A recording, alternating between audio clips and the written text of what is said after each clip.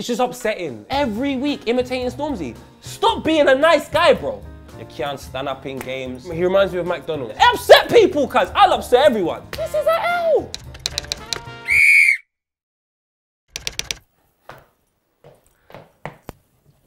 Have a nice.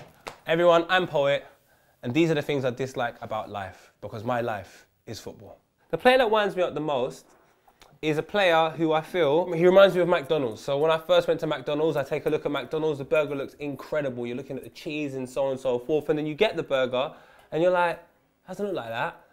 And then you still go back to McDonald's expecting the same thing. Now, my problem is the fact that that reminds me of Theo Walcott. He comes on the scene at 16 years old and you think to yourself, oh, he's going to the World Cup, he's scoring incredible goals in the Championship, he must become a great player. Then he's the heir to the throne to Thierry Henry and you're like, oh my Lord, Thierry's going to teach him. And bro, like every year I was just disappointed.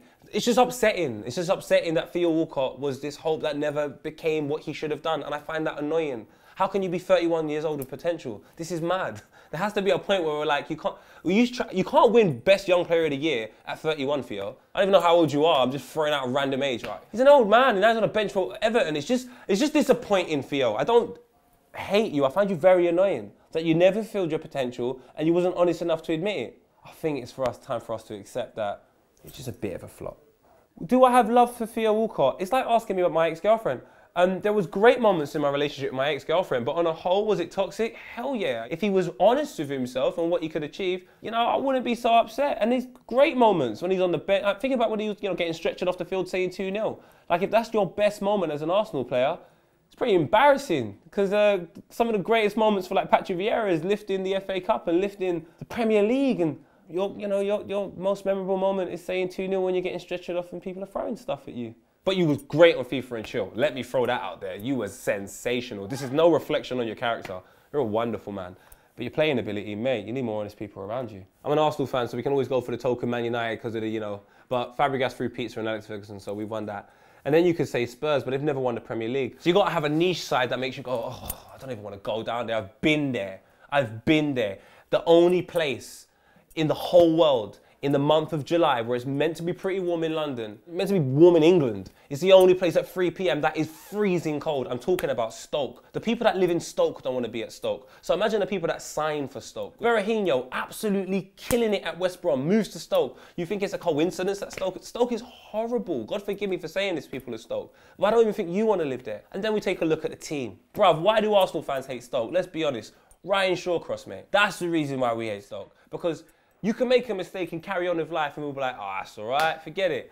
My bro, you slid tackled man like Ramsey, had man out for how long? And then when Ramsey comes and plays, you boo him. Do you know I love Aaron Ramsey? I remember him scoring against them 2013, probably his best season when we won the FA Cup and he scored the winning goal against Hull. He scores the opening goal in a 3-1 win against Stoke and they boo him for scoring. So he has to, they were booing him every time he touched the ball. So he scores, does that in front of the fans. What are you lot upset about? Man broke his leg, he couldn't walk. He couldn't do his job. Terminator does his job. Ask me and Vuj, we do our job at Copper 90. Aaron Ramsey couldn't do his job because of this Stoke captain. And you lot are upset about him not being able to do his job. Then on top of that, you had throw-ins for corners. That's cheating. How is Rory Delap throwing it from the halfway line in the box, in the 6-yard box? There's rules, you can't do that. And then you had Ryan shotting after that. It's like, it was jarring playing you lot. Even your midgets were tall. How can your midget be 6'1"? This is not fair.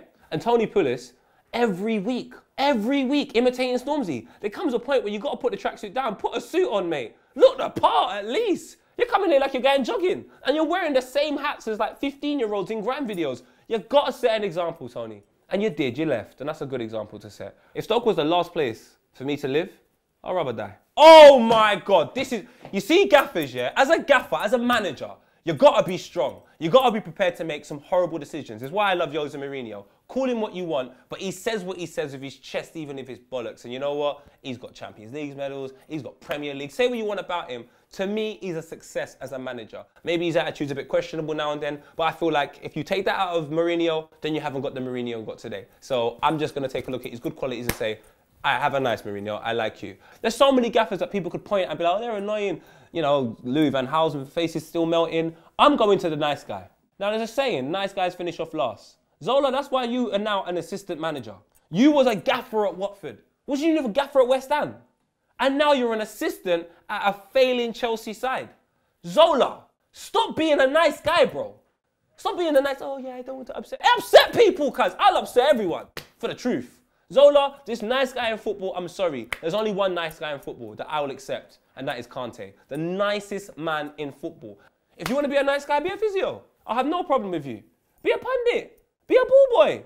You're the same size as them anyway, but you can't be a gaffer and be this nice. It makes me sound like an absolute prick for disliking you, but that's not the qualities I want to see in a manager. I say bring back Paulo Di Canio. That's who I want to see. But in life, I like to chill with Zola. Nice person. Oh, there's a lot of stadiums I don't like. They're all joint. I'm not going to choose one. I'm just going to tell you some stadiums that need to have a closing time. I feel like Fulham, Craven Cottage should close at 12 p.m. That means you can have no Premier League games at Fulham after 12 p.m. I think all games at Premier League should be at 10 a.m. there. It's a cottage. I associate cottage with the morning. So if I'm not going there in the morning, there's no need for me to go to the cottage. Close it down. It has no business in the Premier League. Instead of coming out through the middle on the halfway line, you come out in the corner into a cottage. It's not like Old Trafford when you walk out from the corner, you look at it and you say, Jesus Christ, it's pretty nice this. Look at that view. Have you seen the view at the cottage? And then you got Turf Moor. How can your stadium be called Turf Moor? You need to turf less. You need to move away from there and build a whole new stadium. Why can I see houses in the background? It reminds me of Highbury, when I used to play FIFA 98, and they used to have the screen and you could see the council houses in the background. I don't want to see what man are doing in their kitchen. I don't deserve that. I'm watching Match of the Day and I can see man in their kitchen. Watching Match of the Day. Why are you all looking at the same thing? Close down Turf Moor. You need to blow up Craven Cottage. And then who knows? I might be all right, but I'm not happy going to them grounds. Biggest thing in football now that needs to be abolished is trying to treat these footballers and these fans like they're not humans. You go to the Emirates, you can't stand up. Big man, we're not at the cinema. I'm standing up. We're not watching a film. I'm not being quiet. We're not at the museum. We're not at Craven Cottage. We are at a football ground where we expect to see success and we expect kind of to see some good football. So when we do see it, we're going to stand up and admire it. Why is that a problem for people? I remember this very vividly. 1-1, Man City versus Aston Villa, last minute.